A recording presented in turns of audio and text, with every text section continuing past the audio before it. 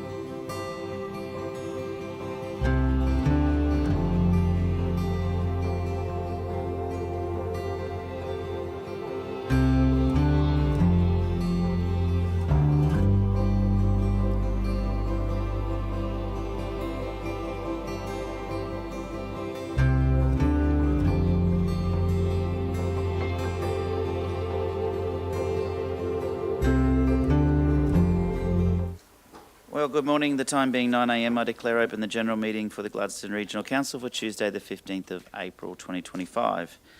We have received an apology, councillors, from Councillor Davis. Can I have a mover that that apology be accepted? Thank you, Councillor Churchill. Second to Councillor Holzheimer. All in favour? The apology is carried. We have all councillors present other than Councillor Davis, and Councillor Muscat, Deputy Mayor, is teamsing in online.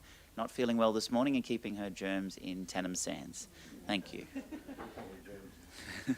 Messages of condolence, councillors. Do we have any messages of condolence? Thank you, Councillor Wagner. Yeah, thank you, Mr Mayor. It's with heavy heart that I advise of the unexpected passing of Dave Bolton of Tannum Sands on Friday the 4th of April 2025, aged 60 years. Dave was an active member of Boyne Island Tannum Sands Bowls Club and was well regarded by all who had the privilege to grace the green with him or who benefited from his commitment to helping out. He was a lovable larrikin and a friend to many.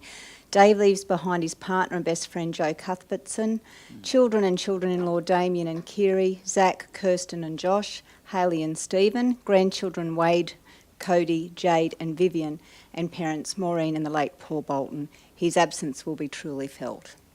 Thank you, Councillor Wagner. Any further messages of condolence, councillors? No? Then the next item on the agenda is prior notifications of conflicts of interest. Tanya? We have not received any, which is good.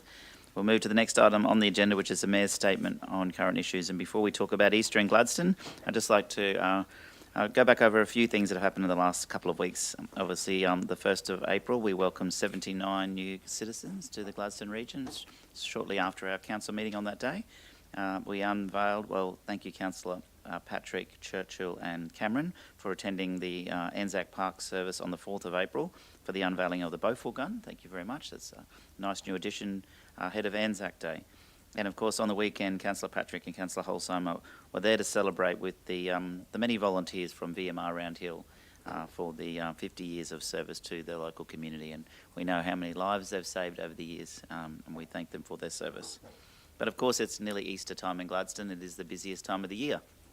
Our Gladstone Harbour Festival starts on Thursday night. We have the sponsors function on a Wednesday night. And then, of course, there's fireworks, there's live entertainment. Even the Foo Fighters and Nirvana show should be pretty good. Gladstone Regional Council is, of course, one of the major sponsors of the Harbour Festival. We have our Brisbane to Gladstone Village, starting with the long lunch on Good Friday, Seafood Festival on Saturday, and the Line Crossing Party, where we welcome back the Hamilton Band, who always put on a good show for our line crossing party. There'll be lots of entertainment at the Yacht Club as well, and of course the trophy presentation will be back at the Yacht Club again this year on the Easter Sunday. And McCosker Gladstone Speedway is also hosting street parade again. It's a bit of a different street parade, so I'm looking forward to seeing that happening again. I believe it's on Good Friday as well. Also upcoming, of course, as I said previously, we have Anzac Day services right across the region on Anzac Day on April 25th. And then the Boyne Tennum hookup, the next big event for Boyne Island Tennum Sands, is on the Labor Day long weekend, as per usual. Thank you, councillors. That's the Mayor's statement on current issues. We'll move to the next item on the agenda, which is G2.1, the confirmation of the general meeting for the 1st of April 2025. Thank you, Councillor Patrick. Councillor Wagner. All in favour? Thank you, Deputy Mayor. Carried. We have no deputations this morning, councillors, so we move straight into our officers' report. And our first officer's report is G4.1, naming of council infrastructure asset, Yarra Road, Agnes Water. And I'll hand over to the General Manager of Customer Experience for the last time, Rob Huth. Last time. No, the context will follow. Thank you, Mr Mayor, and good morning, councillors. Brage Property Agnes Water Pty Limited lodged an application to utilise the name Yaya from Council's approved place name register. The request is associated with Development Application 22-2023 to name a new road located off Tavern Road, Agnes Water. The word Yaya is from the First Nations tribe Bayeli and means mother, and was added to the approved place name register prior to amalgamation in 2008. The application has been assessed in accordance with Council's naming of infrastructure assets policy and corporate standard and deemed compliant and is therefore recommended for approval. Thank you. Questions, please? Councillor Wagner. Happy to move? Move Councillor Wagner, seconded Councillor Cameron. All in favour?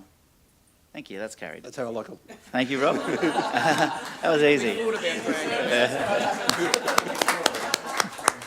Well, I'll mention a bit more of that just before I close the meeting. People online are probably wondering, what's that all about? 39 years with council. Thank you, Rob. Okay, the next item on the agenda is G4.2, which is the complementary green waste disposal periods, and I'll hand over to the General Manager of Finance, Governance and Risk, Mark Holmes. Welcome, Mark. Morning, Mayor. Morning, councillors. Thanks. This item is for you to consider the implementation of a complementary 2-week period for the disposal of green waste at several of our waste facilities. We did introduce a fee during your budget process, and in terms of disposal of green waste at our various waste facilities, and there was certainly discussion at the time of implementing free periods. To do that, though, we do need to amend our fees and charges, and what this resolution seeks to do is to implement that from a proposed date of 3rd of May to 18th of May for 2 weeks at our Veneraby, Gladstone and Agnes water sites. Why those sites? Because essentially they're our probably heavier volumes, and it probably limits certainly double handling a lot of that material at those sites. Certainly with respect to future work in this space, it's proposed for the 25-26 budget that you will actually have consideration of this within your fees and charges when they come to you for consideration during budget. Thank you, Councillor Churchill, then Wagner. I'm happy to move the officer's recommendation, although I was thinking about an amendment for a 52-week period, but I think in essence we've got the officer's recommendation before us that we have to deal with, and I applaud the efforts of doing something in the circumstance, so I'm happy to move the officer's recommendation. Thank you, Councillor Churchill. Councillor Wagner, were you seconding or wanting to make a comment? No, look, I'm happy to second option 1. However, I'd like to say for future years, the idea when we did discuss it, and I was a bit surprised that it wasn't in there because my understanding was that the 2 periods were accounted for. So thank you for doing this. I think the idea was that we do it like after the summer and before the fire season. So I'm thinking August, September, or I think March would be a better period after the March or April in future would be my suggestion. I can answer that. We approved a media release that the first one happens this weekend, I believe. Yeah, that's for this year, but I'd say future years. Oh, okay. Like by May, you're starting to get the cold weather, you're getting the die off. 3rd of May is the proposed start date. Yeah. Sorry? 3rd of May. 3rd of May. 3rd of May. For the, 3rd to 18 this year, but in Yeah. future years, if we do look at it, I suggest we do it at the end of March or April sometime after the die off, probably April. Okay, I better reread that media release. Okay. Thank you. Happy to second. Second, thank you. I'll take that. Councillor McClintock, over to you. Thank you, Mr. Mayor. I did have a question, but you took me on another journey and I forgot what I was actually going to ask. But that's okay. No, that's great. Just trying to read through my notes to see what it was. No, I probably had a similar question to Councillor Wagner anyway. I thought the understanding was that it was in the original discussions that we would have these 2-week periods each year. And so does that need to get put into policy? Does that need to get put into somewhere so that it's actually locked in place and we're not having this discussion? There needs to be an appropriate delegation as well. So there's a number of, within your fees and charges, currently you do have delegation given to particular officers to outwork. And the proposal would be that you actually essentially delegate to the CEO to outwork, and you outline the conditions on which you actually grant the waiver. That'll be the proposal for the 25-26 budget. Essentially, the reason it didn't work previously was that there was a lack of communication. And just being frank, in terms of how we... So to me, this is why we're saying we'll implement from the 3rd of May. We can get the comms out appropriately, give people the time to prepare if that's what they want to do, and utilise this service and then go from there. And what are we doing as far as that communications to public? Yeah, that'll be communications out to the public and the wider community, absolutely. Is it just a couple of billboards, or are we doing that well? Or because there's no point doing a free period if no one knows about it, obviously. So. Yeah, there's a team that have prepared a comms plan. I'm not sure whether Maria or Kylie wanted to talk to that.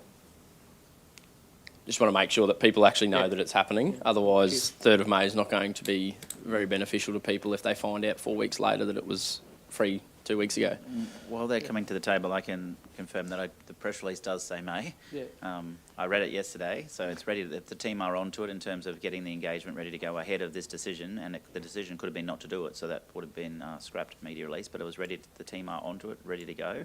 I just assumed because I read it yesterday it was this weekend, but obviously you do need more time for the community to know about it. Yeah, so I think the proposed comms plan has essentially, that engagement across not only our social media as well, but a number of other pieces there as well in terms of some signage, some variable message signings and the like, even school newsletters. So putting that message out there. Good. Yeah, and obviously then advice of those transfer stations as well, get through flyers. Brilliant. All right, thank you. Councillor Wagner. Yeah, I'm just wondering with this one, I heard the radio ad this morning about the recycling, which is great. But perhaps for this one, because we are looking at Agnes as well, it might be good to do if we can, it'd be really great, because I think it is a good medium for those in that area. Yep. Thank you. Yeah. In which case you'd need to be using 4CC because it's the only station that would go down there. The FM stations are good for the city, but the FM and Agnes works, but it's 4CC. I have no doubts that our team will make sure that the message gets out there quite clearly, because I believe that there are people out there that have been anticipating this for a period of time. And I think the other part of it is for the many hundreds and hundreds of people that are watching the meeting this morning, I've got no doubts that they'll tell everybody as well. Okay. I have one more question. I think you've touched on it already, Mark, and I guess we just don't get a lot of green waste at the other transfer stations. Is that the reason we're not offering it anywhere else? Yeah, essentially it's both volume, but also essentially the logistics of handling it. We are double handling some of this facility, particularly when it's at those remote stations. So, we've got stockpiles. Essentially our primary stockpile is Benaraby, a secondary is at Gladstone. So we'll have to transport from all those transfer stations to the principal place to chip. So, essentially, if we bulk it up, we can then essentially mulch it up on those sites. Mm-hmm. Happy to go along with the journey because it's been moved and seconded, but I personally think that we should do it at all transfer stations, but I'm happy to see how this works. And anyway, it is what it is. Thank you. Any further questions or comments? I get it. This is where the major population is, and that's where most of the use will be. But only other comment I'd make, Matt, is that we're moving into our budget cycle for 2025, 2026. I have no doubts that this particular point is probably going to be part of some more robust discussion and waste management, and also when it relates to disasters, which fortunately we didn't get it, and how does it all work? Yep. no, you're right. Compared to the rest of the state, we did pretty well, although Low Mid Road is in a bit of a state at the moment, thanks to some weather explicitly, recently. But I'm talking about the green waste here at this stage, not about the road. Yeah. Yep. No, and obviously future discussions around another bin. So I have a mover and seconder. Anybody else have any further questions? No. No? So go. Councillor Wagner, Churchill, seconding Councillor Wagner. All in favour? Thank you, Deputy. Righto, thank you, Mark. Stay. We'll do another one for you. G 4.3, which is Tender Training Services, RPQS 73-25. Mark, can I just ask a question on that? The attachment, which is now in the confidential agenda, when did that get uploaded? The agenda was uploaded yesterday afternoon. Yeah. To Docs on Tap?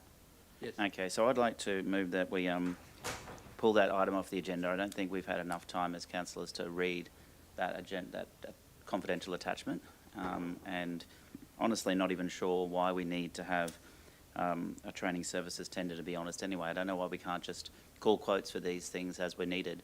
It seems to me like a lot of effort has gone into getting a tender, which I no doubt the team have got a reason for why they do it, but I just don't know why when we need to do these we can't just call tenders, quotes, get 2 quotes in, pick the best quote from the local suppliers and go from there.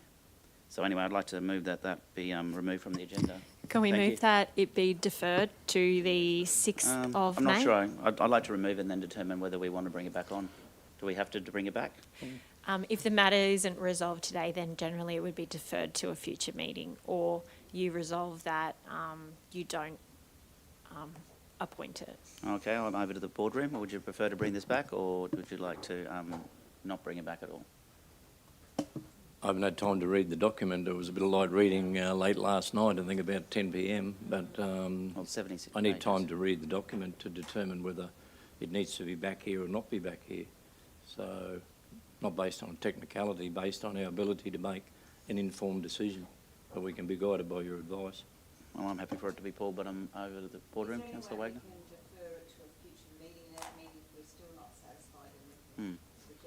Yeah. Okay, let's refer it to Councillor Cameron. You happy with that, or do you have some comment? Yeah, I'm happy with it, but I think see some good value in this. This is a practice I used in my own business, whereby you have an overarching document, and what you have with that is a companion document, which is relative to that top, whereby you can set rates for a period of time. What this gives us is basically a war chest of consultants that we can draw on, and I can't see any value in going to tender when you've already done that and they're qualified and they're within that group. So I think it's worthy of discussion. I think it certainly should be brought back, because I can see some good value in it. Yeah, I can see potentially, but I also don't understand why you just, for most of these roles, would be less than the value needed for this service to have actually, to be even called, and could have actually probably just got 2 or 3 quotes when the job was needed. But let's bring it back at a future council meeting. I do see some value in time saving in it, so it's worthy of discussion in my opinion. It does lock with 2 local suppliers, though. It locks our locals out for 5 years, from what I can read. But then again, we don't have all the information. Well, it was an open tender, Mr Mayor, and I suppose that reflects the interest of local businesses, or the volume of them, one or the other. And there's no reason why they can't be brought back in. Yeah. Anywho, let's It's bring worth it back when discussion when we can read the 76-page attachment. Are you proposing to defer it to the next meeting? I'll defer it to a future meeting. Can you do that? Do you need a date? Preferably a date is 6th of May is the next Okay. general meeting. That's fine, 6th of May. Let's defer it to the 6th of May. So, I'll move that way. Seconded, Councillor Churchill. All in favour? Deputy Mayor, did you have a question? Yeah, it was just a quick comment. We do this often. I thought this would have been the same situation when we called for different service providers to go through the register of pre-qualified suppliers. And I agree with Councillor Cameron. This is definitely, we will go and get a few quotes when we do something, but we get the quotes from the pre-qualified suppliers. We've done this sort of exercise before, is that correct? Yeah, we have, and that's no doubt, but there's sometimes it's necessary and sometimes it's not, and this time it might not be, but we can have that conversation on the 6th of May. Yeah, sounds great. Thank you. Thank you. I have a mover and a seconder, and we're going to put the motion all in favour. Move to the 6th of May, carried. The next item on the agenda is 4.4, repeal of the Ethics, Integrity and Audit Policy. General Manager, Finance, Governance, Risk. Back to you, Mark. Thank you, Mr Mayor. This item is for you to consider essentially a review of our Ethics, Integrity and Audit Policy, and in this case it's recommending the repeal of that policy. So previously that policy was adopted in 2020, and the environment in which that we essentially are considering now in terms of when we're looking at reviewing this policy has changed a little bit since that time. Since we adopted this policy, we've now got a legislative requirement to have an Audit Risk and Improvement Committee, or an Audit Committee, in which case we call it our ARIC, our Audit Risk and Improvement Committee. And also we've matured that function as well in terms of embedding, essentially its charter and its terms of reference to give guidance to that group. So essentially the policy that as we would have it here is essentially its duplication, and it's proposing that we repeal it. Thank you, Mark. It makes sense. It's like having a policy about no smoking in the workplace. You don't need one because there's already legislation required. Otherwise, you're looking at the item and it looks like, why is council repealing ethics, integrity? Because it's very important, but it's because there's a higher level of scrutiny over councils now. Any further questions, councillors? Is that Deputy Mayor? Yes? Just happy to move, thank you. Thank you. Moved. I'm here trying to stay up. Yeah, you're right. You're nearly there. Seconded, Councillor Patrick. Any further questions of councillors? Put the motion all in favour. That is carried. G 4.5, Mark, it's that time of the year, the review of the revenue policy. Councillors, this item is for you to consider the annual review of your revenue policy. So this essentially is the first of your budget resolutions and your budget policies. So it very much sets the principles by which you will go through raising revenue to provide for your services that you provide the community each and every year. There is no essentially overarching change in any of those principles, and essentially but it is a requirement that we review it annually. So there has been some minor changes to put it into a new policy template, but there's been no practical change to the policy. Thank you. Councillor Cameron. I'm just happy to move. Happy to move. Seconded, Councillor Wagner. Okay, any further questions of councillors? Councillor McClintock. Mine was just a clarification. You kind of touched on it there, but just looking through it, all I could see was like actual like changes to grammar and bits and pieces and stuff. But there were, in amongst all of that, you're assuring me that there's no other major changes. I went through it. Couldn't find anything else major. Great. Have you found grammar? There's just a few changes of wording and grammar in the policy. Track changes. Okay. Right. I was just making sure I didn't overlook anything. I want to correct it. I missed it. No. Just wanted to make sure there wasn't any other actual changes to it that we're voting on here. Lovely. Yeah. Thank you. No further questions or comments? I do have a mover and a second. All in favour? Thank you. That's carried. The next item on the agenda is G4.6, which is the monthly financial report for the period ending 1st of March 2025. Back to you, Mark. Thank you, Mr. Mayor. This item is for you to consider essentially the review of our financial position at the end of March, so taking us to 3/4 of the way through the financial year. At this stage, we are online for essentially an operating surplus of 2 million, and that probably is unchanged from where the position we brought to you last month. In terms of some of those actual movements that we've seen through this last reporting period, we've seen strong growth, particularly in our interest revenue, which is remaining quite strong, and we probably will see that exceeding marginally the forecast that we've got there. So interest is currently sitting at 7.7 million, and we've got a forecast there of 7.9. So we will expect to go over that slightly at the end of financial year. With respect to our sales revenue, strong claims have been made in our RMPC space. So essentially seeing that being reported well above essentially pro rata at this point, so essentially at 80% of forecast. We haven't received our overarching income tax equivalents yet, and we'll be having those conversations with the department to understand when those receipts are to come flowing through to council. With respect to our capital revenue, essentially at 70% of our forecast. So again, reminding you, we recognise our capital revenue as and when we do that capital works. So as we do the work, we can actually recognise the revenue or grants that we've received to help fund that work. You will see, particularly with respect to our REAPER projects, that we've essentially spent $17 million worth of work in that space to date, and we've received 12.3. So there'll be additional receipts to come in that space. Mm-hmm. With respect to our OPEX, sitting marginally below the pro rata space. So in terms of, we're 75%, we're 73. So that's a good sign, and there's some minor ups and downs with respect to that. So employee benefits overall is just on that 75.3%. Whereas if we move into our consultants and contractor space, our consultant spend is probably well below pro rata space at 40%, and our contractors at 72%. So very much probably that's where we are making that probably saving below forecast at this point. With respect to capital, we've essentially spent 66 million through to the end of March. Still expecting to go very close, if not over, our 107 million from a cash flow perspective, and at 111 million is the current forecast. We'll see what the impact of latest rains and the like have had on some of those works as we move through the month of April. With respect to our ratios, they're sitting very much in line with where we had expected for essentially this time of year, and so we nothing to see there, but it was good to see that the commentary with respect to some of those ratios enforced and reinforced by local government department at recent information sessions. But happy to take questions with respect to the report. Yeah, thank you. Councillor Wagner, then Councillor McClintock.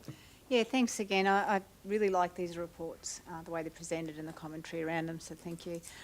Just curious about one of the projects, the federal funded one, the Low Mead Road Safety and Sealing Upgrade, of which expenses to date are 11.33 million, and we've got 7.55 funding. Are we expecting more funding for that particular project? There'll be as we work through, there'll be some milestones with respect to that. So we generally got grant agreements, and once we've claimed a lot of that money, so it'll be approaching a final claim, and that's when we're able to get the balance of the funding for that road. How much are we contributing towards that particular project? That's pretty much fully funded, that one. Oh, is it? Yeah. And with the recent bridge issue, how much? That was part of the. So there's two parts of that. So that bridge is actually part of the Reaper betterment program. Right. So we're working through that, and we'll be having a chat to our state government colleagues around getting potentially. We've advised them of the recent impacts of the. It wasn't a flooding event, but the recent impact of rainfall on that project, and we'll keep them in the loop. Essentially the deadline for that funding is 30th of June. Right. So we have opened those essentially conversations and advised that we may need to look at extending that as we assess that impact. So with that, how long will that be out of service for, that particular, like? I'd have to take that on notice and get back. The team was okay. still working through that. Yeah, It's no, going to be a not while. that- Yeah. So what alternatives are down there at the moment for people who can't use it? Oh, well, John Clifford Way, Gorge Road, Okay. Rosedale Road, Excellent, back very on the Tableland Road. Because it was looking great. It was, and it's going to be great. It's a significant investment in that road. Yeah. And I think, the community would be very happy with the outcome, as they were up until this issue with the bridge, because it's been a long time coming. But for not just our community, it often becomes the Bruce Highway when there's an accident and people divert. So it's quite appropriate that we've got federal government funding for this. Or Do we expect that, what's the risk there, I suppose, in not getting the funding for it? Because it will be a very expensive project. We have to start from scratch. I think there'll be a legal issue between insurers of whose responsibility. Is that what you mean in terms of the bridge? Or Well, yeah, I'm just wondering, like, if we don't get some sort of funding for it to replace So it. we've got funding, so through Queensland okay. Reconstruction Authority for the betterment piece, and cool. we're working through with our contractor essentially the repairs, essentially that latest bit of damage to the works that were underway. Excellent. Thank you so much.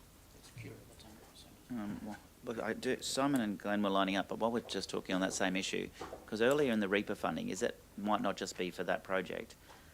What page was it on? Sorry, there's the numbers we've spent more than we've received or something. Can you talk? I know you touched on it. So we spend it and then we claim it. So there's it's still coming? Absolutely, yeah, Right. absolutely. So essentially, we've got to, there's. It just With seemed to be a number. QRA, generally we've got to expend the work and then we go through the acquittal process. And there was certainly a ramp-up period there with our contractor to make sure that we were expending as much of that as possible. And then we've had some big claims in the last couple of months, and we're just working through the claim process there.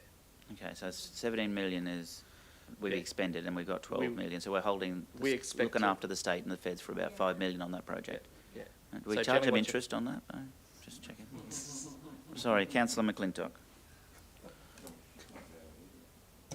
Thank you. I'm assuming you were talking about, which was just a point of clarification, on page 25, those tables there.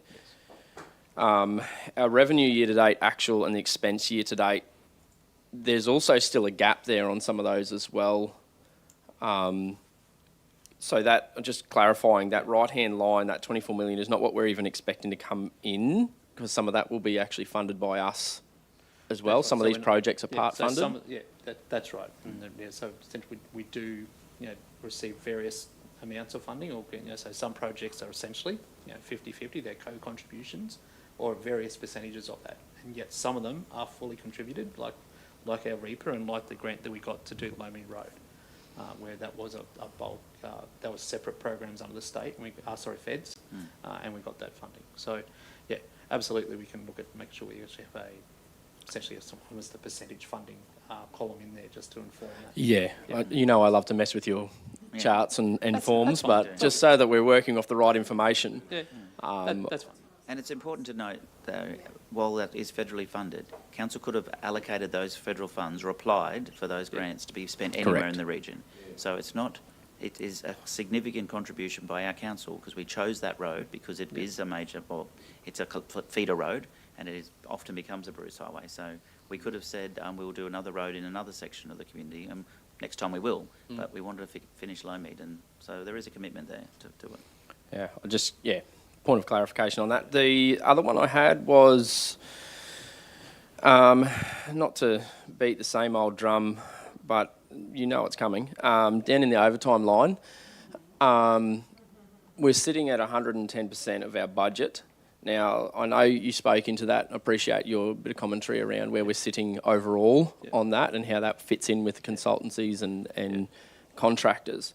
But I do note that just under consultants, in the page 27, a little bit concerning. There's delays in billing from consultants. There's a lag in spend. So we're sitting at 40% for our consultants, but I don't have a real reference point as to should that be closer to 75% once we've got our actual bills in hand and we've done the actual jobs that we thought we were going to do? Or have we made savings and that's actually under budget because we're overachieving in that area? All three. Of those, there will be a component of this that is actually timing of works. Yep. Where we're talking, and there's a component that essentially where with the consultants may have done some work for us in some areas. Particularly, I know that they're doing some work in some of our transformation areas. So we're doing some implementation of essentially upgrades of our IT software, particularly for our accounts payable platform and our finance platform. So I know they're assisting us with that work, and they may not have billed us yet. So that'll come through, and probably at this point, I'll just be working off the forecast. I'm expecting it to be within the forecast. Okay, that was my next question. Yep. In your expert opinion, where do you presume it's going to land? Because at the moment we're hovering on that 75 with all things considered. I would expect that we would, particularly when I look at the consultant spend, that would come a little bit below forecast. And as the year progresses, as some of that work, particularly some of that specialised engineering work, it might just get pushed out a little bit, just depending on the availability of some of those resources. Yeah, just a little bit concerned that we're getting towards the end there and suddenly everyone puts their bills in place and we're looking at something that's hovering on an okay number and then it's not. We're okay with the overtime spend because, as long as it's because we're doing more work of what we were planning to outsource and get done by consultants and contractors, now our own workforce is doing it, that's an okay conversation to have. But if we're doing both sides of the fence and we're just spending more money on both sides, that's not going to work for our budget. As I'm sure we've had this conversation before, I think this looks at your expenditure very much almost down the page, and what I would call across the page. So it looks at it almost by, by employee costs, materials and services, and depreciation, etc., rather than actually looking at it by service as how we do that. So essentially where we've made that pivot in terms of how we provide a service, and we've got engaged essentially more of our own workforce, we've insourced rather than using contractors, it probably doesn't pick that up. So that's why you are going to have some of those variances, and that's why we do that reforecast to recognise what our current estimate is based on the way we're currently performing that service. Be watching it with bated breath. And the workshops piece is a big part of it. Yep. Yes, fully aware of that. Not really as much a question, although you may have a little bit of insight. Just note that our rates, outstanding rates, are lower again than last year, which were lower than the years before. That's a trend that is great. Obviously, on page 31. Are we doing something differently? Is that just a change in society, or have we changed our approach in the way that we do? We continue. We try to engage with our ratepayers in that space and have that continual conversation. It's not a one-off conversation. You will see that there's a marginal tick up this month, and that's generally because we've got to the end of the water reading cycle, and those bills have become essentially now due. past year. That's why we've seen a minor uptick in that. But essentially, essentially the collection of overdue rates is a continual conversation. I think the team's doing a great job. Yep. Well done. And then the last thing I just wanted to ask was a couple of orange lights in your ratios. Just if you could give me a little bit of context around the operating surplus ratio and how that's in the 5-year average. Yep. Yep. So if we're looking there, so essentially the operating surplus ratio, we did, since particularly. The years meld into each other sometimes, but I think it was about 3 years ago. We had a significant expense we recognised. Yep. That essentially gave us essentially a negative. It was in around 11% for that 1 year. So what that's done is obviously drag that.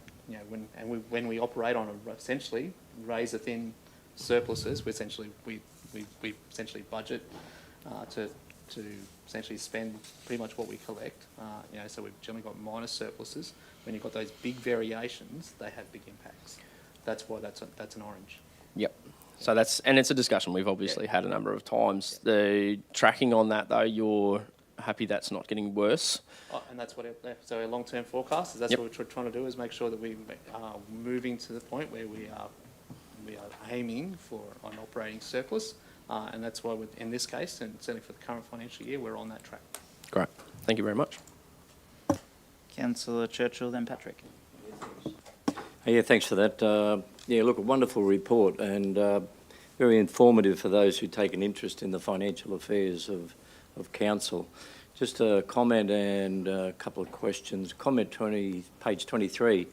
We finally signed the new lease agreement for the 1770 campground. It's been executed. Can you just remind me how long that was for, Mark, if you know off the top of your head? Well, I'd like to get an understanding. Yeah. No, sorry, not you, mate. I'd have to take that on notice, to be fair. Okay, thank you for that. From memory, I'd be happy to get back to you. Yeah, because I thought there was the execution of the 1770 campgrounds and there was also the execution of the other lease as well. Yeah. But maybe at the next month we could get some information on that, if you don't mind. Thanks, Mark. Because that was last financial year, but essentially the impacts of that from a revenue perspective are coming through this year. Correct. Yeah. And that's the intent of my question as such. So the other one is that I note 100% of the fire levy commission has been received, but indicating that insurance recoveries that we've had outstanding from previous years have come in. How long in the past have we had insurance recoveries lagging?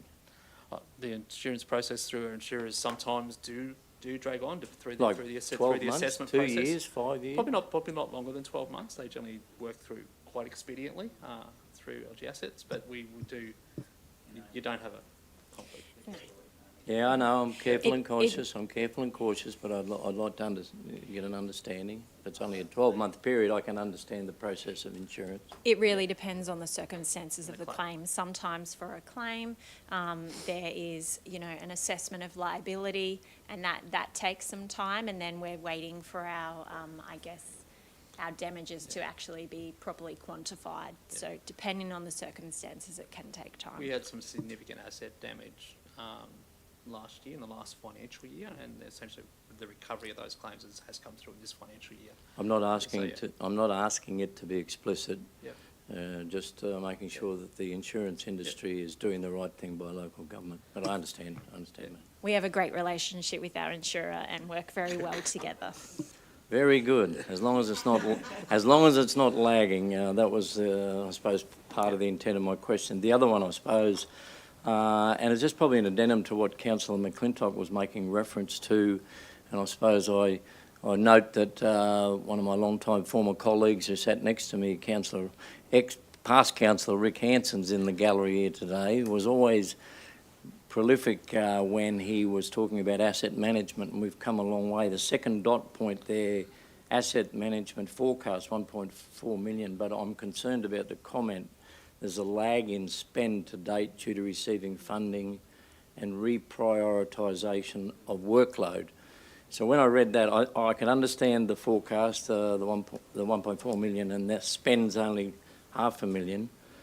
But I'm also making sure that we're not going back to the past of not spending in our focus on asset management. That was all. Look, we've budgeted for the spend, and the team are out working that. So certainly they continue to keep our investment into our asset management planning to make sure we do stay on top of that.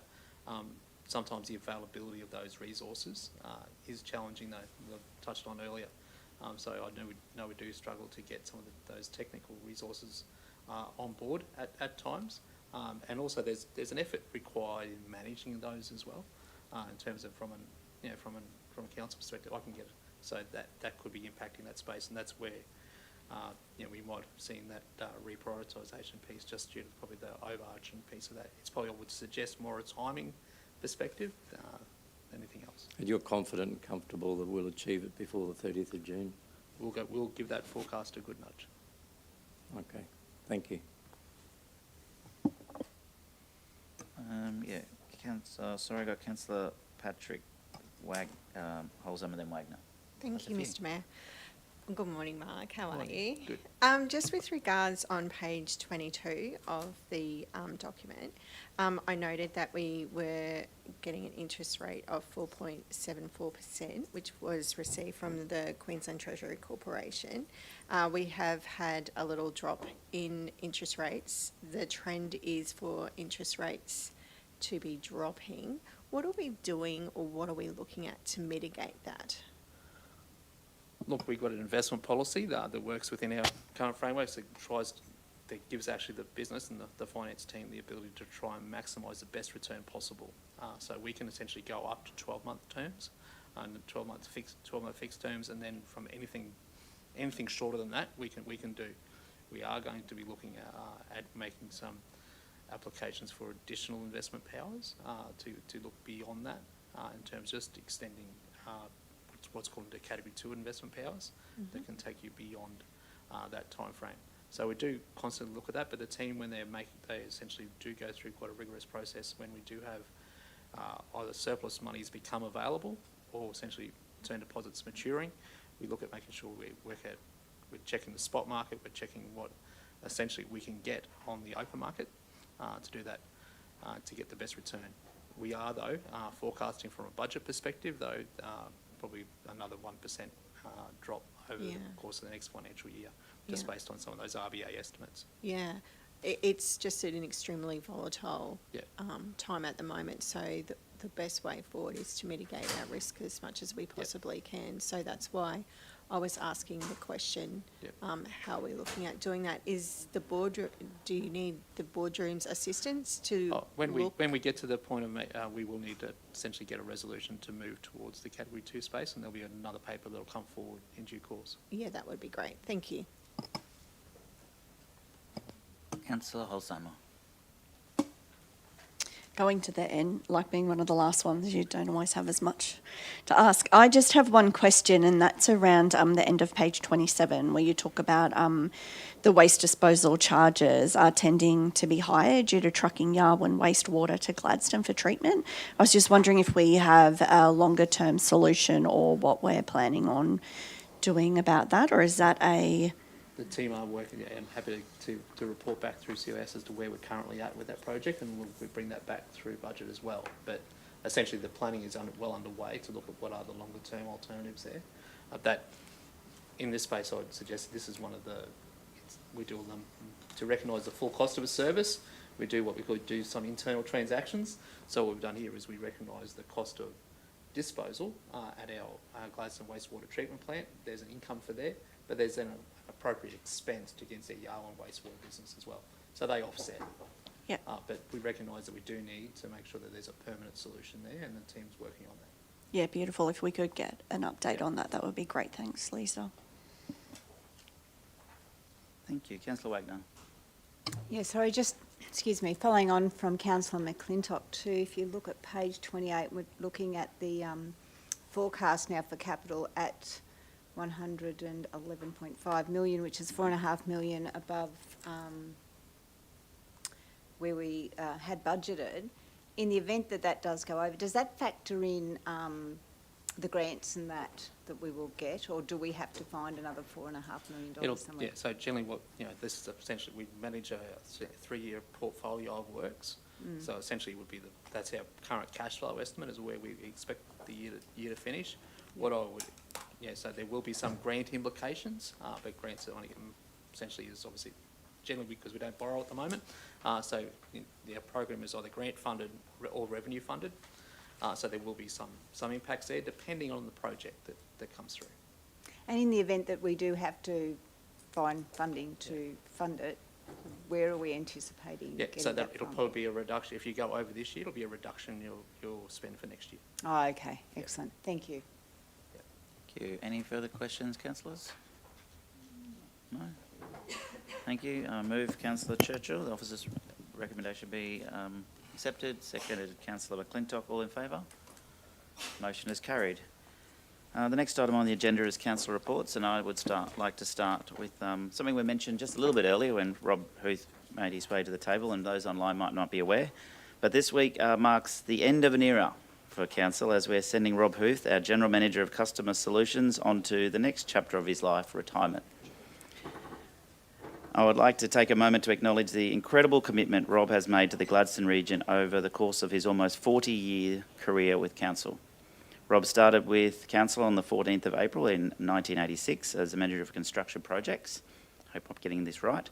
The role transformed in June 2014, a long time ago, into the manager of road services, and in August 2018 to the manager of roads program delivery. Later in his years of appointment, he began dipping his toes into more senior roles throughout the business, including acting general manager of operations. But Rob finally ended up where he has been for the last 5 years, which is the General Manager of Customer Solutions. Rob's commitment hasn't stopped there, though. He continued to put his hand up for secondments in the executive leadership team for those 5 years, even taking on the role of acting CEO. While Rob's wealth of knowledge and experience will be sorely missed, we welcome Kimberly Wilson into the role with open arms and look forward to supporting her as she settles into the new role of at Gladstone Regional Council. Rob, I think the role of General Manager of Customer Solutions is probably the most fitting for yourself because it sums up your work ethic over the past 40 years, working to deliver the best possible solutions for the customer, which is ultimately our community. And on behalf of the Council and our entire Gladstone Region community, and I'd like to acknowledge that we have former Councillor Rick Hanson, former Councillor Desley O'Grady and former Councillor Peter Masters in the gallery here to join with us today to say thank you so much to you, Rob, and we wish you and Sue all the very best for your travels and retirement. On behalf of our community, we do have a little gift for you both. So just to acknowledge, it says 39 years. I wish it would have said 40 because you're that close. We'll just scribble that out. It's 39 years, 7 months and a lot of days, but I'd like to present that to you on behalf of our community now. I'll come back.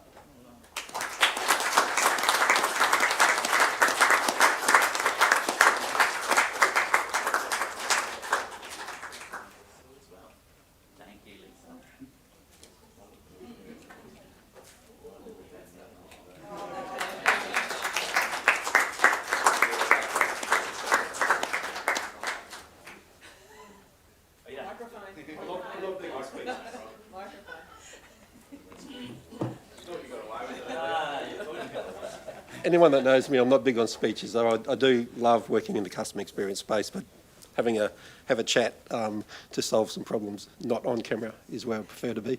I've had a blast. There's not any businesses that I know of the depth and breadth of experiences you can get in local government. So anyone listening online, I'd like to, anyone who's thinking about a career or thinking about changing a career, have a look at local government and there's a career path here for you for sure. So I've had a blast. Mayor Matt, thank you very much. Your support over the years has been terrific. Lisa, our CEO, has been fantastic as well and leading the business in a great direction. Current councillors, previous councillors, thank you very much for your support. I've worked with some terrific people over the years. Many you have mentored me, many I've learnt from, many I've learnt what not to do because it's not the right thing to do. So that's equally rewarding too. So it's yeah, well, I've been involved in many projects, some flashy projects. Millennium Esplanade was a really, really good project to work on, where I was construction lead or project managing at the time, and coordinating contractors and delivering a destination for our community here, which was a really good project to work on. But apart from the flashy projects, you get to meet individuals and make changes to their life through solving some problems that they have and working through that with them. And I had one recently where a guy approached me and said that he remembered me, that I fixed his road. I didn't remember the conversation. I didn't remember what we'd done, but he remembered me, and that was pretty cool. So it's those little things that also make a big difference, not just the big ribbon cutting projects, I suppose. So keep doing wonderful things. There's plenty of good people working in this business and plenty more to come into the business. And it's time for the old fellas like me to move out and let the new generation come through. So thanks to the Customer Solutions, Customer Experience team. It's been fantastic over the last 5 years. I've met some great people in that space, and I really appreciate your commitment to the cause as well. That's me. I am done, and I've probably waffled on way more longer than I expected to, but it has been a blast, and I'm very grateful for the opportunity. Very grateful for the opportunity and the career that I've had within local government, and I wouldn't have thought that 39 years ago when I was working on the tools as an apprentice. Well, beyond that was apprentice at Chippy, and started with council as a trained chippy at the time, and took up a gig with council for 12 months that then got extended for 39 years. So there's a career for you out there if you're looking for a career in council. It's a good choice to make. So Train chippy to CEO. Thank you. Love it. Well done.